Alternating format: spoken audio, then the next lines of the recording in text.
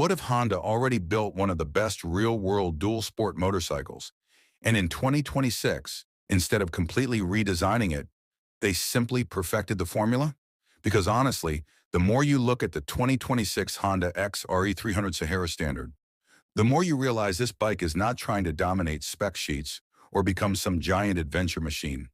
It's trying to do something much smarter. It's trying to fit into real life. Bad things about the 2026 Honda XRE 300 Sahara Standard, because this motorcycle is honestly one of the most interesting dual sports in the entire market right now. And I'll be honest right away, this bike gets a lot of things very right, but it also has a few weaknesses people absolutely need to talk about. Let's start with one of the biggest strengths immediately, the balance. This motorcycle sits in that sweet spot between city bike, highway bike, and light adventure machine. It doesn't fully commit to one category, and honestly, that's exactly why it works so well. Most riders don't need hardcore off-road capability. Most riders also don't need a massive touring motorcycle. What they actually need is something versatile. And that's where the Sahara becomes incredibly smart. The first thing people usually notice is the riding position. Tall stance, wide handlebars, upright seating position, and honestly, it's extremely comfortable. You sit high enough to see traffic clearly, your back stays relaxed, and the bike feels natural almost immediately. And personally, this is one of my favorite things about motorcycles like this, because comfort changes everything. If a bike feels comfortable, you naturally ride it more often. Now let's talk about the engine, because this is where Honda made a very intelligent decision. The Sahara 300 uses a 293.5 cubic centimeters single-cylinder engine, producing around 25 horsepower with a 6-speed transmission. Now, some riders will immediately say, only 25 horsepower? But honestly, I think people are becoming too obsessed with numbers. Because in real-world riding, this engine actually makes a lot of sense. It has enough torque for city riding, enough power for highways, and enough flexibility for light trails. And most importantly, it feels usable. You don't need to constantly chase high RPM. You don't feel overwhelmed. You just ride. And personally, I think that's one of the biggest reasons bikes like this become so popular. Now, another huge strength is fuel efficiency. This engine is relatively simple, lightweight, and economical compared to larger adventure motorcycles. Riders discussing the Sahara online regularly mention fuel economy in the 30-plus kilometers per liter range, depending on riding style. And honestly, that matters way more than people admit, because motorcycles are becoming expensive, not just to buy, but also to maintain and fuel. The Sahara keeps things realistic. Now let's talk about suspension, because this is another area where the bike becomes incredibly practical. The Sahara uses long travel suspension with 21-inch front and 18-inch rear wheels. And honestly, this setup works beautifully for real roads. Potholes, broken pavement, rough streets, gravel, bad roads. This bike handles all of it with much less drama than regular street motorcycles.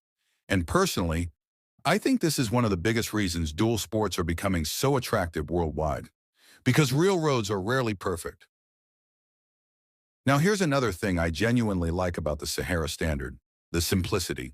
Yes, it has modern features like LED lighting, USB-C charging, ABS braking, digital display, emergency stop signal system.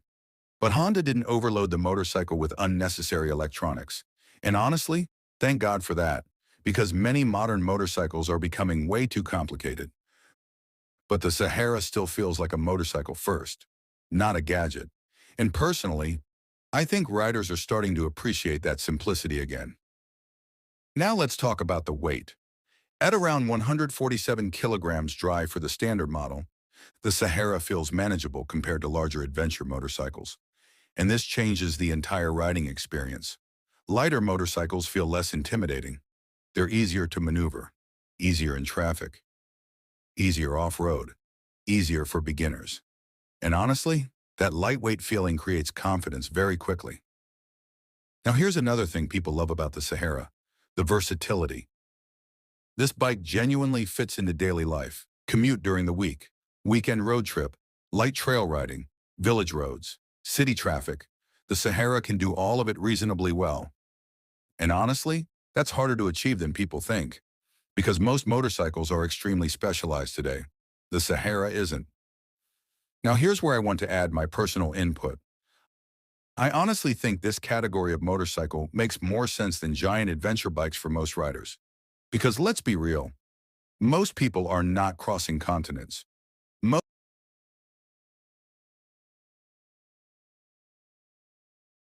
people are dealing with traffic, rough roads, short trips, and occasional adventures. And that's exactly where the Sahara feels perfectly designed. But now let's be completely honest, because the bike absolutely has weaknesses too, and some of them are very important. The biggest criticism is probably the highway performance. Yes, the Sahara can handle highways, but if you're expecting effortless high-speed cruising all day long, this is probably not the ideal bike. At higher speeds, you can definitely feel the limits of the single-cylinder engine. And honestly, that's normal for this category. But riders expecting smooth multi-cylinder highway refinement may end up disappointed. Another weakness is vibration. Single-cylinder motorcycles naturally produce more vibration than twin-cylinder engines. And while Honda has improved refinement significantly, some vibration at higher RPM is still unavoidable. For shorter rides, no problem. For very long highway trips, some riders may notice fatigue. Now let's talk about wind protection. The standard version especially keeps things fairly minimal. And honestly, that's both good and bad. Good because the bike stays lighter and simpler. Bad because highway wind exposure becomes noticeable at higher speeds. This is one area where the adventure version has an advantage thanks to the larger windscreen and extra protection. Now here's another realistic weakness: the seat height. At around 859 millimeters seat height, shorter riders may struggle initially. And honestly, that's something people absolutely need to consider before buying a bike like this, because confidence at low speeds matters a lot, especially for newer riders. Now let's talk about pricing, because this is becoming a controversial topic around the Sahara. Some riders online love the bike itself, but complain heavily about pricing, availability, and dealer markups. And honestly, I understand both sides. The motorcycle offers strong practicality and modern features, but depending on the market, pricing can push it dangerously close to larger or more powerful alternatives, and that's where some buyers start questioning value. Another thing that divides opinions is the styling. Some riders absolutely love the modern Sahara design, others still prefer the older XRE styling. And honestly, I understand that too. The Sahara moved away from the older rugged XRE appearance into something more modern and aggressive. Personally, I think the bike looks better in person than in photos, but styling is always subjective. Now here's another important weakness. This is not a hardcore off-road machine. Yes, it can absolutely handle trails and rough roads, but if you expect motocross-level off-road capability, extreme hill climbs, or aggressive enduro riding, you're asking too much from it. And honestly, that's perfectly fine, because the Sahara was never meant to become a race bike. It's designed for real-world dual sport use. And personally, I think Honda made the right decision focusing on versatility instead of extremes. Now here's something interesting from the riding community. A lot of riders online describe the Sahara as one of those motorcycles that simply makes daily riding easier and more enjoyable.